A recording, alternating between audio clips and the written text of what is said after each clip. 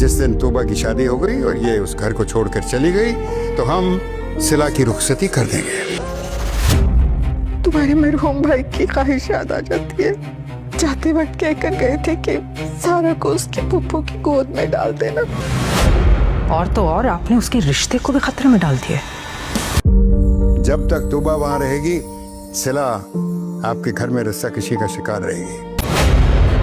जबरदस्ती बच्ची को अपने साथ रखकर ऊपर से किसी सगे को मिलने भी नहीं दी। नाजरीन, आप देखेंगे कि अयाज दुरानी एक ऐसी शर्त रख देगा जो कि कोई नहीं मानेगा। इधर आप देखेंगे कि वो जब अली और उसकी माँ और उस तूबा बहन आएगी इनसे सिला का रिश्ता यानी कि रुखसती करवाने के लिए कहने के लिए, तो वो पहले ही एक शर्त रख देगा और वो कहेगा कि पहले तूबा की रुखसती होगी फिर सिला की, क्योंकि मैं चाहता हूँ कि वहाँ से तूबा की शादी कर दी जाए जहाँ मैं चाहता हूँ, तो इसी के बाद ही मैं सिला को रुखसत करूंगा, नहीं तो मेरी बेटी वहाँ पर बिल्कुल भी खुश नहीं रहेगी। इस पर अली गुस्से में आ जाता है, वो उठ खड़ा होता है और फौरन ही सिला को कहता है कि अगर तुमने मेरा साथ देना है तो अभी चलो मेरे साथ, नहीं तो मैं हमेशा के लिए यहाँ से चला जाऊँगा। लेकिन आप देखेंगे कि सिला तो अपने नाना का साथ दे रही है और वहाँ से अली चला जाने की कोशिश करता है, तूबा रोकने की कोशिश करती है लेकिन फिर भी नहीं मानता और वो वहाँ से चला जाएगा। दूसरी तरफ आप ये भी देखेंगे कि यहाँ पर सिला अपनी फुप्पो को भी बुला लेगी जो उनको सही सुनाएगी कि आप एक बच्ची को खूनी रिश्तों से भी दूर करें और उसका एक